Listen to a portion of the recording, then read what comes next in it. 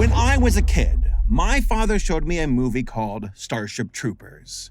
Yes, he should not have done that, and you better believe my mother was upset when she found out. But I was profoundly changed from that point on for two main reasons. Number one, a bunch of sci-fi space marines blowing up terrifying bug aliens? Oh yeah, I was hooked. Number two, that scene with Dizzy. Yeah, you know the one.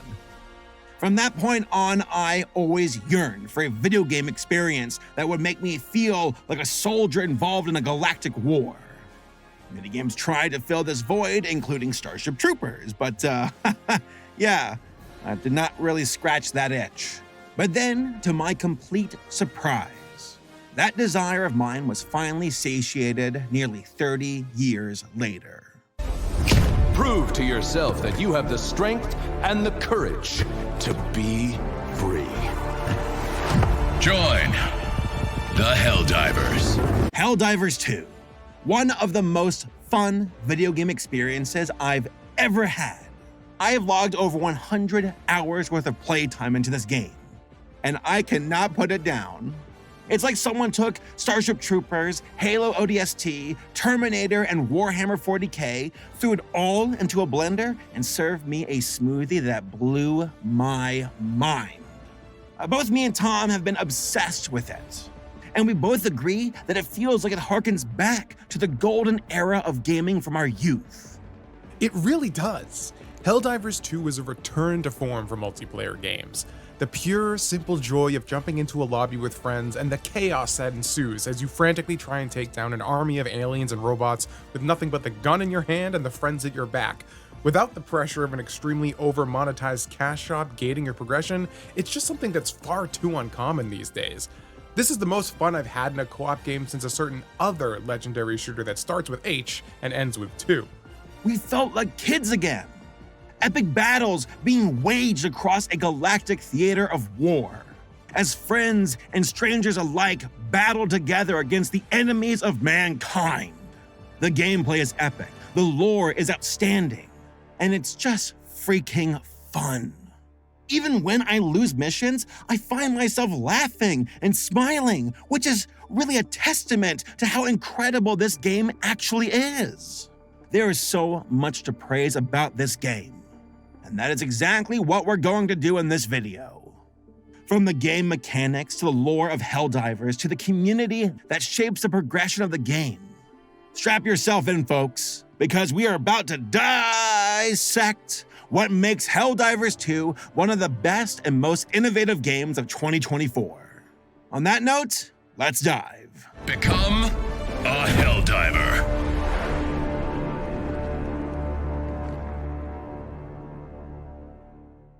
Helldivers 2 is a live service game published by Sony Interactive Entertainment and developed by Arrowhead Games. The premise of the game is extremely simple. You take on the role of a Helldiver, a faceless elite soldier recruited by a hypercharged parody of American jingoism called Super Earth, a galaxy-wide authoritarian government that demands utter fealty to the flag and the cause of spreading managed democracy across the galaxy. Nothing says representative government like forcing your will via the barrel of a gun, so that's exactly what you do here. Expand outward across the galaxy from Super Earth, taking on both giant bug aliens and robotic hordes to spread your vision of peace at the expense of anyone and anything that gets in your way. Liberty be praised, for the enemies of mankind surround us on all ends, and only the might of the Helldivers can repel them. First, there is the cold-hearted automatons. These vile socialist robots are the children of the cyborgs, who appeared in the first Helldivers game. Obviously, they are a threat and must be eradicated for their radical beliefs. I mean, not being human, but choosing to be a machine? That's incredibly anti-Earth to me. Then there's the Terminid Swarm. Not to be mistaken for the Flood, the Zerg, the Tyranids, or the Arachnids from Starship Troopers. These bugs are fascist. Oh, disgusting. And they refuse to be a part of the glory of Super Earth. Instead of enjoying their meek and humble life on Federation farms, they had to rebel and now fight back as a terrifying swarm of monsters.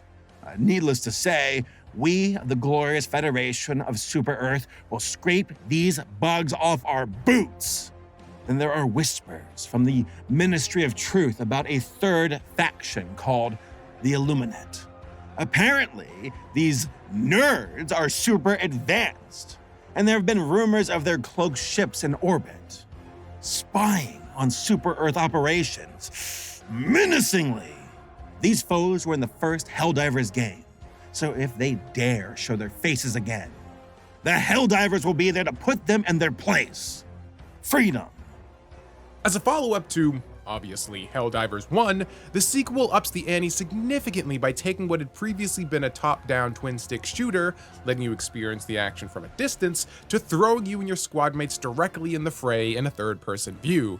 For the kind of feeling Helldivers 2 is going for, this was definitely the right decision.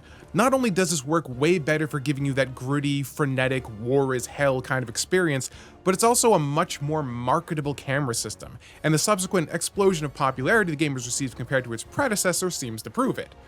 Just looking at the comments comparing Helldivers to its sequel, you can see a lot of people saying how much the switch in perspective went towards winning them over. Having played both, I'd have to agree. The switch to third person serves the game a lot better. Things can get absolutely hectic in Helldivers 2, and giving you the more restricted, boots on the ground perspective heightens the game's most intense moments. In fact, pretty much every decision of Helldivers 2 core mechanics are designed to heighten the game's intensity. One of the most intriguing things about Helldivers is the way the game handles its aiming and weapon responsiveness. The system they've implemented here is super unique. While you can move and aim just like you'd expect in a typical shooter, you actually have two reticles, one that represents your character's point of vision, and a separate one for the weapon you're holding. Depending on the physical size and handling of the weapon you've chosen, its reticle actually takes time to aim, lagging behind your view, and takes an extra bit of time to settle, meaning you have to be more intentional about your aiming and firing than a more twitch-based shooter. For light weapons like SMGs and pistols, this is barely noticeable, but for large guns like automatic shotguns and heavy machine guns, this can be pretty considerable. You can compensate for this by crouching or going prone, but this obviously reduces your general mobility in a game where enemies can quickly swarm and overrun you. The entire system becomes a trade-off between precision and mobility. I think describing it might sound a bit annoying, like, why would I ever want to deal with that? But it's a little similar to, and I hate to be the guy who says the thing, but it's kind of like Dark Souls in a very loose conceptual way. And I don't mean, herder, it's the Dark Souls of shooters. I mean, it uses its friction to enhance its sense of catharsis. Let me explain. On paper, describing the slow, plodding, stamina-based combat of Dark Souls sounds like a nightmare, just like this labored aiming might sound lame. And in the beginning, it kind of is. You can't just jump in and apply your typical muscle memory here. But Helldivers, much like Dark Souls, rewards persistence. Gaining mastery over this new system feels all the more rewarding. And just like FromSoft's finest, the incredibly cathartic game feel will help ease the teething portion, as every bullet that connects with a bug or bot feels absolutely glorious. It feels even better when you're able to do it with precision and intent. If you've never clicked with Dark Souls and are now thinking you won't vibe with Helldivers, don't worry. The actual friction to adjusting to Helldivers aiming is a lot smoother than adjusting to Dark Souls. This is a live service after all, so they need as many people in the game as possible. Throwing a massive difficulty wall in front of prospective players right from the get-go would hurt the game's adoption. Helldivers aiming is novel and has to be considered to be the most effective, but early game you can still play without considering it all that actively and kill stuff, which can't be said about Souls. The game is still very accessible. Aiming isn't the only curveball the game throws your way, though. It's always been a bizarre hand-waving away of reality in video games where if you reload before a mag is spent in a video game, you somehow magically still hang on to the bullets you just tossed out of your gun. One of the biggest mistakes I actually made in my understanding of mechanics in a video game actually ended up increasing my enjoyment of it. For nearly 18 years, up until its remaster was released, I had mistakenly believed that if you reloaded before your mag was empty, you lost all the bullets you didn't use in Resident Evil 4. I'm not usually a fan of horror games, so RE4 was one of the first ones I tried to play in earnest. So for a game that was ratcheting up the tension compared to my usual fare of Devil May Cry and Ninja Gaiden, this was a really interesting push-pull of balancing using my limited resources wisely versus the comparative comfort of a full magazine. Of course, I was just being an idiot, and Resident Evil 4 doesn't actually work that way, but having that little extra bit of friction and resource management that I at least thought I had to contend with made the most intense moments of that game even more intense. Helldivers, despite being much more frenetic than RE4 ever attempts, actually does this. You have to constantly balance the risk of approaching a situation with a half-empty mag versus wasting a limited resource to be better prepared for the next ambush.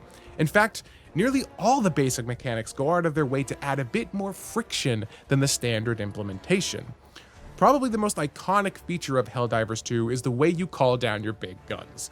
In addition to the standard weapons you bring with you on your person, each Helldiver has a kit of remote weapons you can call from your ship. These special weapons, called stratagems, each require you to press a unique button combination from WASD or the D-pad in real time in the middle of gameplay to activate. This isn't new per se. Arrowhead used the same mechanic in the original Helldivers and even before that in their previous game Magicka. However, I think the mechanic shines here in Helldivers 2 all the more because of how much more overwhelming the moment-to-moment of this game is, and how that intensity is at its peak when you need to shift your tension away from the chaos in order to call in a stratagem. Considering you typically won't be calling out your big guns like an orbital strike or napalm unless facing a more intense challenge, it once again adds to the intensity of the game's combat, taking your mind away from the fight and your thumb off the trigger to press a button combo up in the corner of the screen adds another little ratcheting of tension. Grenades are an incredibly important part of your kit in Helldivers 2 as well. Not only do they do a lot of damage, but they're one of the most cost-effective ways of destroying enemy spawn points on the map, oftentimes for additional resources, since they're typically sub-objectives on every mission. You'd think an item that integral would be mapped to a button. However, unlike almost every shooter released since Halo 1 that standardized it, grenades aren't a dedicated button press here. You instead, again, have to take your thumb off the stick and toggle them with the D-pad and wait for a short animation as your character subs out the weapon with them. It doesn't sound like a lot, but that extra little bit of friction over something like a Halo 2 grenade contributes to the feeling of chaos in the middle of battle, where pitching a grenade into a terminid hive is what you need to stop them from swarming you, but that action isn't immediately available. Just like you'd have to fumble for a second to grab a grenade in real life, Helldivers adds that bit of friction back in to make its gameplay more tense.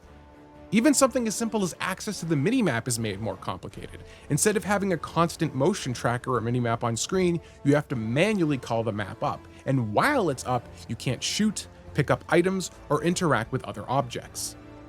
For me, I play on the keyboard, which has been a smooth experience for the most part, though I do have a few thoughts. First off, you better be sharp with your map, to know when it comes out and when to put it away. There have been a few moments where I spam the keyboard and see myself getting killed, unable to move because, you guessed it, I forgot to put the map away. Again, you have to be very mindful of your surroundings and when and how to interact in the game.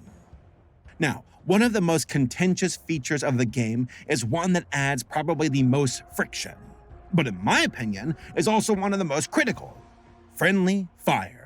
Helldivers gives you some absolutely insanely powerful weapons and stratagems to use, but you have to use them responsibly. They're just as effective on your teammates and yourself as they are on the enemy. Drop an Eagle Strike too close, and it will turn your entire squad into meat paste, alongside the group of bugs in front of you. Call in a 380 orbital strike without announcing it first?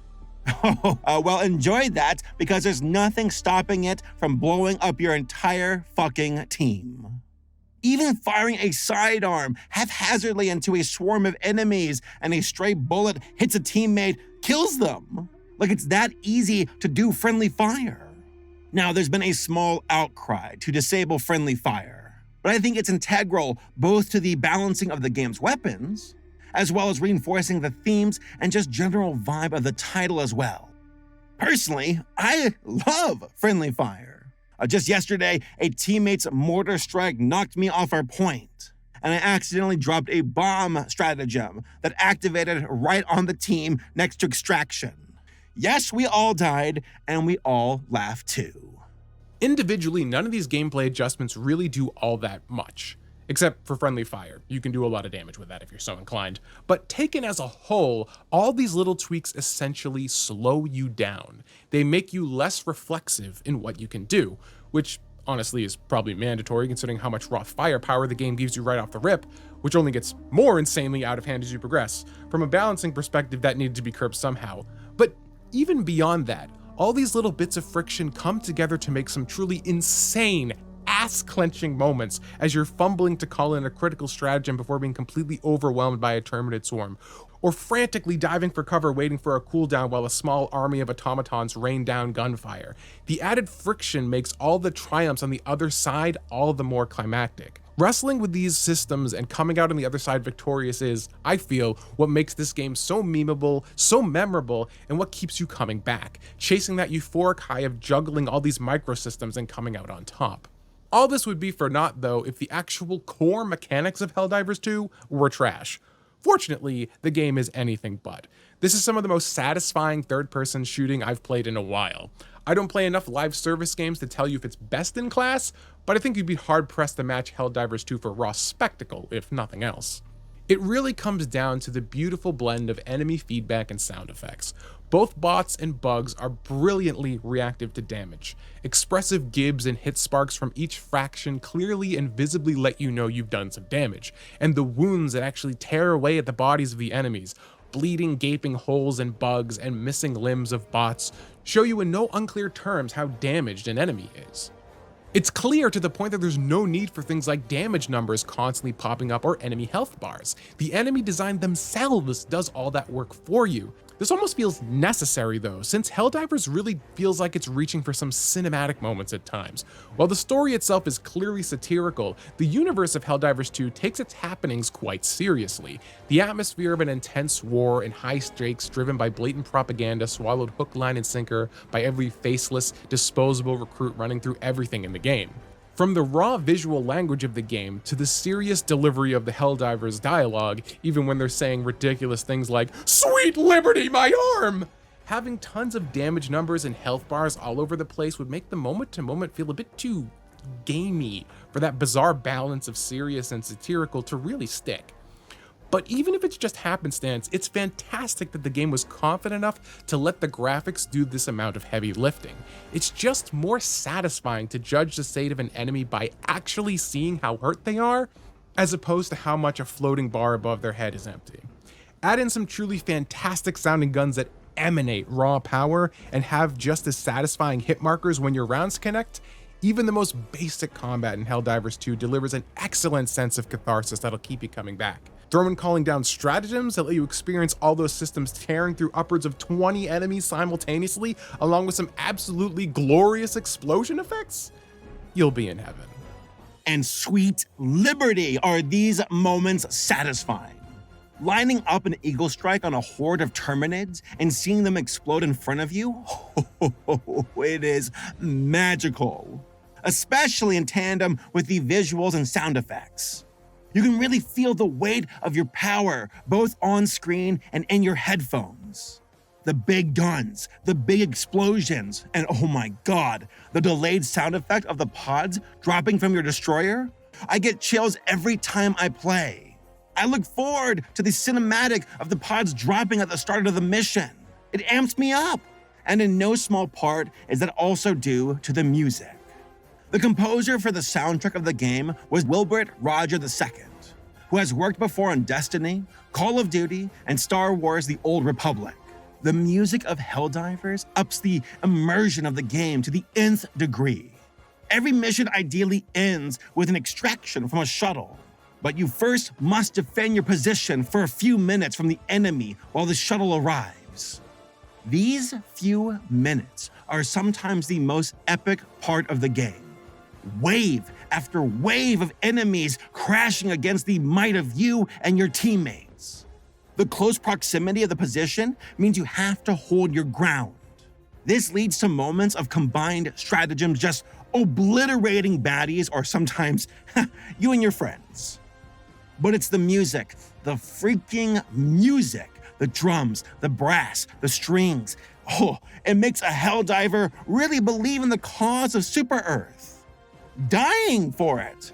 fighting in a glorious last stand against the foes of mankind, shoulder to shoulder with your team.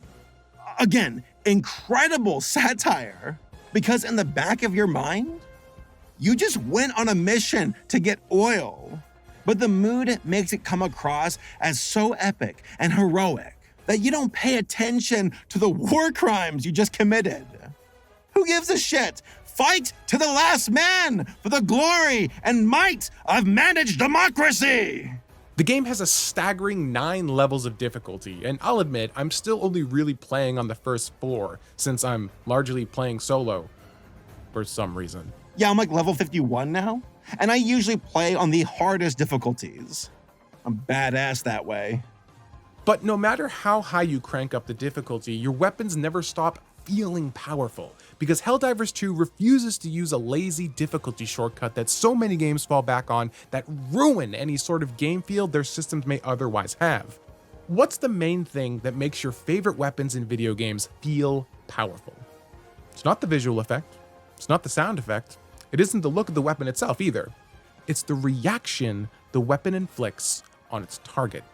You could unleash the most powerful nuclear bomb on the planet, but if you drop it on Godzilla, he doesn't flinch. You know it had zero effect. In that context, even a nuke can feel powerless. On the other hand, if you made a game about shooting rubber bands at people, but their bodies go flying into a wall and splatter into a million pieces when they get hit by them, those rubber bands are going to feel powerful. The problem is, while games are pretty good at cultivating this feeling at the normal, expected difficulty, as they ratchet up the challenge, developers make enemies more difficult to fight simply by giving them more health. Making enemies into bullet sponges on higher difficulty makes games harder, yes, but not in a way that is helpful to a game's balance. You want the weapons you fire in your games to feel good, to feel powerful. If a weapon can drop an enemy in 4 shots on normal, that might feel great. If it suddenly takes 40 shots from the same weapon on the same enemy on very hard, now you're making the player feel weaker because their tools are 10 times less effective. By contrast, Helldivers takes the road less traveled and admittedly more difficult by creating difficulty spikes that introduce more enemies on screen at once and gating off entire classes of enemy types to only higher difficulties. This means that your weapons always feel as good as they did on normal because their relative power is never being adjusted. You're just being given bigger, badder things to use them on. The only time your weapons feel less effective is on purpose. Later enemies are armored, requiring armor-piercing weapons, or shooting at specific weak points to still do damage. This means that while certain weapons make more sense in certain scenarios, no weapon in the game ever becomes completely unviable, so you can stubbornly stay with your favorite if you choose to deal with the complications. This may have just been a weird thing that resonated with me, but the game does this little bit of thematic sleight of hand right from the moment you boot up the game. Having you go through a mandatory basic training section that highlights the individuality of your player, it just reinforces the assumption we all make when playing multiplayer games, that our avatar is us in the fiction of the world. Giving that player character a ship, letting you name it, and having glimpses at all the future customizations a player can unlock, it really feels like the fiction of the game is tricking you into almost buying into the bullshit that's being peddled. That you matter, and this is going to be an effective weapon in the war. Only to shatter that concept completely on your first death, where instead of having an actual revive system, your avatar actually does permanently die, and your revive is just another faceless Helldiver with the same delusional grandiose that, even for a second, right in the beginning, you as a player might have unwittingly bought into. It all leads into this interesting feeling of disposability that's always been a part of multiplayer video games mechanically, but Helldivers brings that into the reality of the fiction as well, which kind of forces you to grapple with it in a way you might have not been expecting, which is just your first taste of a larger, cynical commentary the game will continue to lay on. You, Helldiver, know that dying for managed democracy is the greatest, most honorable way to die. Whether you are evacuating Class A citizens or spilling your blood while extracting oil, Super Earth has its priorities, and you should be proud to die for such a noble cause. Needless to say, satire is the biggest theme of the game. It channels the energy of the first Starship Troopers movie. Super Earth is basically an even more hammed up version of the Starship Troopers Federation. with an overly satirical tone that makes the game oh so much fun to play. I feel like I'm role-playing, and I've caught myself so many times screaming out, "For democracy!" while dying stupidly to bugs and bots. Even the in-game dialogue from the divers runs with this energy. Now, there's that entire debate over media literacy, which of course the Starship Troopers movie finds itself being the topic of over and over again. And I've seen Helldivers 2 get the same treatment. But I think it's safe to say that a crushing majority of players know that this game is satire. They're just having fun with it, the same way nerds have fun with the Empire from Star Wars. I think this cynical, playful tone is more a feature of Arrowhead as a studio rather than Helldivers as an IP specifically. Even their original trailer for their first game, Magicka, had a tongue-in-cheek description of the game that was self-aware of its own tropes and generic setting. Helldivers 2 is very much in the same spirit. The studio admitted in an interview with PlayStation that you're pretty much playing as the bad guys here. It just seems like the studio has some fun playing with the absurdity of certain tropes and fiction. And when citing tabletop as an inspiration and specifically mentioning stuff like Warhammer 40k, having a fascist, over-the-top galaxy conquering humanity is not all that surprising. But theming isn't the most inspiration Arrowhead took from tabletop for Helldivers 2. Not even close. One of the coolest aspects of the game is the live service progression of the war. There are currently 2 active fronts. At the time of recording this video, there was only one. The automatons were quote-unquote wiped out, but they're back with a new fleet. Apparently, the fights in their old sectors was a vanguard fleet, and the main fleet has arrived, and they are shockingly close to Super Earth, which is, we must repel them, we must fight back. So yeah, you guessed it, one of the fronts is against the automatons. The other one is against the monstrous Terminated Swarm. In the command center of your destroyer is a galactic map showing where the battles are taking place. The sectors, the planets, the amount of Helldivers on the ground, a living, breathing experience that is shaped by the victories and failures of the community. Don't even get me started on Malevelon Creek, which is just the equivalent of Space Vietnam with its jungles and storms. Ion storms. Just a bunch of red robotic eyes looking back at you from the trees. But Helldivers 2 is incredible because it offers this immersive, shared experience where you, as the player, along with everyone else, can contribute to how the story proceeds in the game. A major order comes in from High Command. General Brash wants us to set up termicide plants in their sector to perma-stop the bugs. This was an actual mission the players could have failed. Fortunately, they did not. But what if they did? That would have greatly altered the course of the game as we currently see it. There's a ripple effect to the major orders and how the players react to them. You see, there is a god who runs this game, and his name is Joel. He's basically the dungeon master of Helldivers 2. He is the invisible hand guiding the story of the game so far and how it develops. But his decisions hinge on the results of the players. Can we take a planet or not? Can we defend it or not? Now, I'm sure that Joel has some bullet points on the direction of the game, but it's incredible to see this DM-player relationship where both play off the other to shape the story and progression of Helldivers 2. It feels alive. Plus, you as a player feel like you're actually contributing to a bigger picture. It's even elevated more with the back and forth between the devs and the player base on social media. For example, these flying bug enemies appeared in-game, but only for a few missions for a handful of players.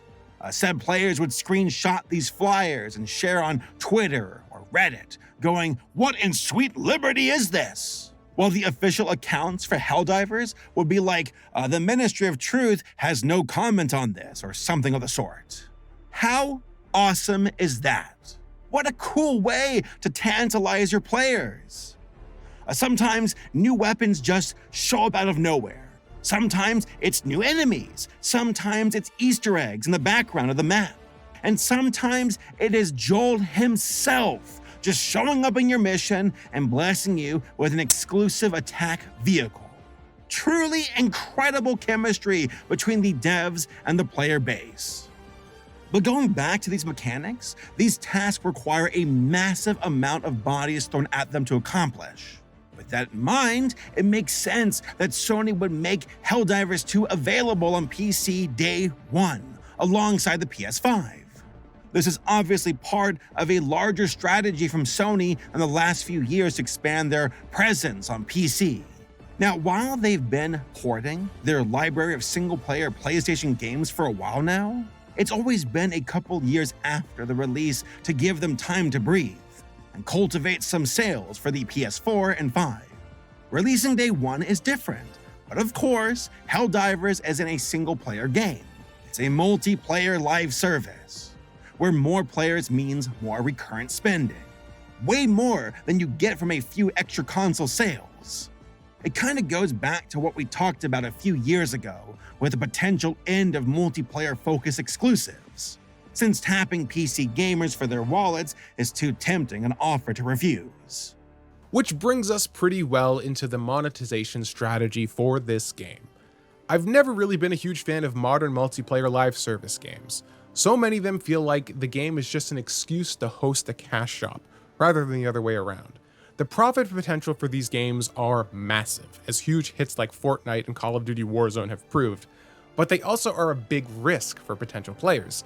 Since so many of these games are released in an attempt to chase the Fortnite fortune, and you only have so many players to go around, inevitably the bulk of these games, which do everything in their power to get you to spend as much money as possible on them by taking up all of your time, will fail and be killed off, taking all the money you've spent in-game with them. It makes it hard, at least for me personally, to get very excited about this genre. At best, I'll be constantly nagged and prodded to spend more money and have a subpar experience in-game if I refuse. At worst, the game will be shut down and take all my progression and purchases with it. Luckily, Helldivers 2 seems to sidestep a lot of the nickel and diming that this genre is infamous for. Yes, there's a cash shop. Yes, there are multiple currencies. And yes, I know for a lot of people, having those in a game makes them a non-starter. I don't blame you. I'm honestly with you more often than not. However, Helldivers 2 currencies are almost entirely earned in-game. Doesn't excuse their presence, and in all honesty, I'd much prefer paying $70 and having all this stuff unlocked purely through progression, as opposed to getting an upfront discount on the game that's subsidized via in-app purchases, but we all know that'll never happen. There are 4 different currencies in Helldivers 2. Medals, samples, requisition slips, and super credits. That's in addition to basic XP for leveling up your rank. Yeah, that's a lot. Experience points are gained as you complete missions. Each mission has a main goal, and all difficulty levels above the lowest one, trivial, have sub-objectives that give you even more XP once the mission is over. The higher the difficulty of the mission, the larger the map, and the more sub-objectives that populate it. However, the mission time is always the same, usually 40 minutes for most missions, though certain missions have shorter times as well. The faster you call in for extraction, the more experience you get for wrapping things up quickly. As you gain experience, your rank increases, allowing you to unlock more powerful stratagems. Stratagems aren't immediately available though. Each one needs to be purchased using requisition slips. This is essentially in-game money, and you're granted it in pretty generous amounts after completing a mission, as well as finding smaller amounts of it in caches during missions themselves. This currency isn't available as a real-world purchase, and is given at a really healthy clip that even playing after a handful of missions, you'll have enough to start unlocking new stratagems. Since the most expensive stratagems are gated behind level requirements, and levels are gained by clearing missions, the progression is balanced really well that you'll almost always have enough slips to make a purchase when it unlocks, and you'll only have to run a few missions to grind out more if something is out of reach. This feels totally fine to me. Most other items outside stratagems, like armor sets, weapons, and smaller things like emotes, are unlocked via medals, which you earn from completing missions and finding in drop pods littered throughout mission maps. It incentivizes exploring the area instead of just beelining for the objective and evacing. This also plays well with the timer system in the game we already touched on. Obviously, scouring the map for extra goodies takes time. Of course, time in Helldivers is a resource all its own. The longer you linger on a map, the more intense enemy resistance becomes, and the less time you have to complete your main objectives. So there's always a bit of pressure that affects decision making. Again, this concept of giving you just a bit more friction than you'd expect or be comfortable with is prevalent through the entirety of this game's design. The problem with all of this is that what starts as a pretty healthy uptick in customization quickly begins to slow as you progress. Getting 2 to 5 medals per mission is great in the beginning, but just skimming through the war bonds, you need to unlock dozens of them per unlock and hundreds to move on to the next tier. To offset this, rewards from mission completion points are given multipliers on higher difficulty, increasing the base XP, rec slip, and meta rewards for the higher up the difficulty ladder you climb. In addition to the main war bond, where most of these unlock, there's also premium war bonds that require super credits to unlock and access. Super credits can be earned in-game, but at a very slow pace. This is the premium currency that the game wants you to buy, with bundles ranging from $2 to $20. Again, not the worst, and accessing a premium war bond still requires medals to unlock its content, but this is still, in essence, pay to win, or at least pay to acquire, locking entire progression trees behind what is effectively, if not strictly, a paywall. Having bitten the bullet and locked both current premium war bonds at the time of writing, though there will probably be a third one out before this video is posted, I will say, however, there's nothing in them that I've unlocked so far at least that feels game-breakingly OP. In fact, I prefer all the items in the free war bond to anything I've unlocked in the premium one so far. So while I don't like the system on principle, in practice, it feels negligible. The last items are samples. These are another collectible that can only be found by scouring the map during missions. These are used to unlock research on your Super Destroyer, the ship that actually launches all your stratagems during missions.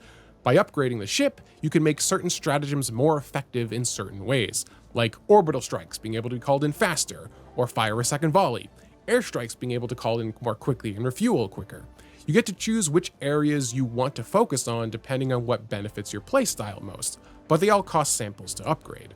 Samples come in 3 rarities: common, rare, and super. The latter 2 appear only on higher difficulty missions, so if you want to have your stratagems and be most effective, you have to play on some of the highest difficulties and spend more time on these difficult maps combing through them looking for the samples.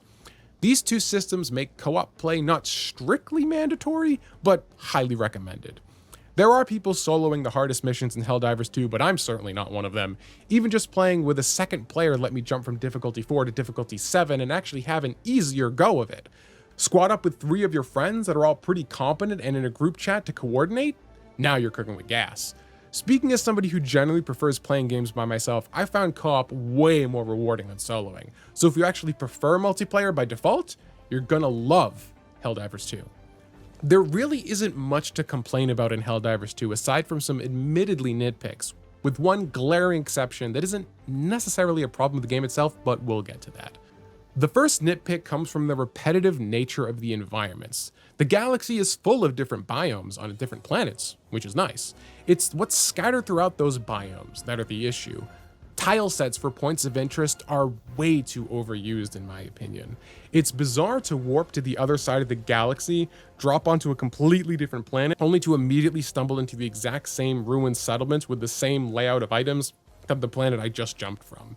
It really hurts the feeling of exploration and discovery, and wanting to explore a new planet and see what's on there when every planet in the galaxy not only has the same rock formations, crash sites, and outposts, but also that all the collectibles are always in the same location in each of those areas as well. Exploration quickly devolves into crossing objectives off a list, as you end up knowing exactly what you're going to see and where to find it before you even arrive in the area proper. This doesn't seem like it would be too hard of an issue to solve going forward though. All the mission maps are randomly generated, so if Arrowhead could create some additional landmarks and add them to whatever algorithm they're using to generate these maps, that could go a long way to keeping things fresh.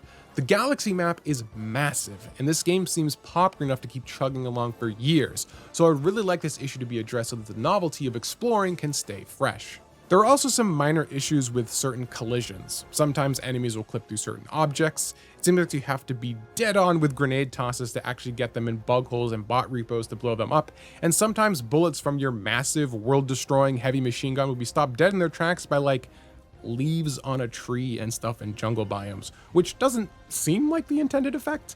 Again, nothing in here is game-breaking, but even a little extra polish will help elevate the cinematic feel even further. The biggest problem with this game though is something that's not even directly connected to the game, and is only a problem on the PC version. The game uses a particularly unpopular anti-cheat solution called nProtect GameGuard.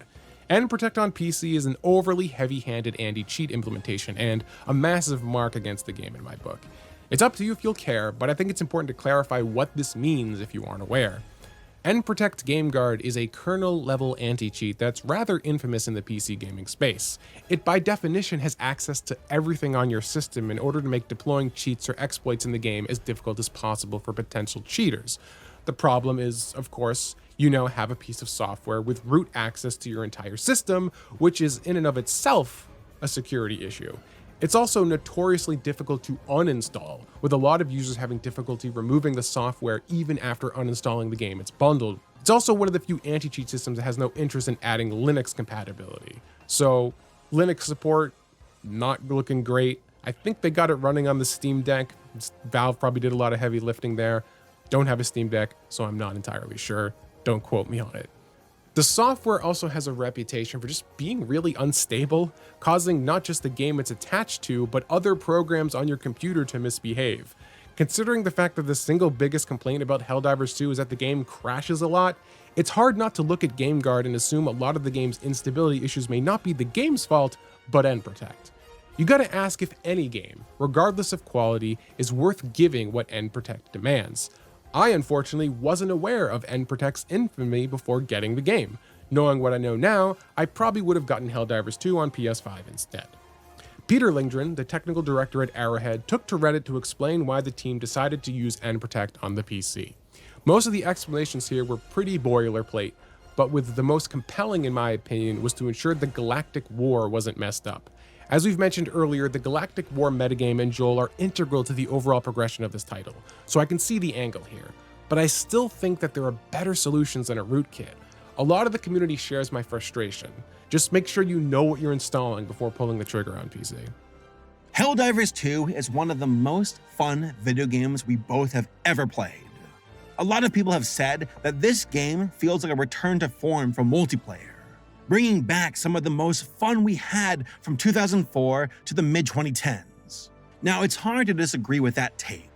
Helldivers 2 feels like a diamond in the rough, a game that's somehow a live service that never feels predatory, that uses its always-on nature not as a way to funnel you into a cash shop, but funnel you back into the fray. Its Galactic War is always evolving and giving you something to do, both as an individual player and as a collective community, guided by the invisible hand of Joel in ways we can't ever anticipate. This is what modern gaming could be, and I'm glad to be around to experience it with my friends. So, for this diver, I wait with great anticipation to see what the future holds for Helldivers 2.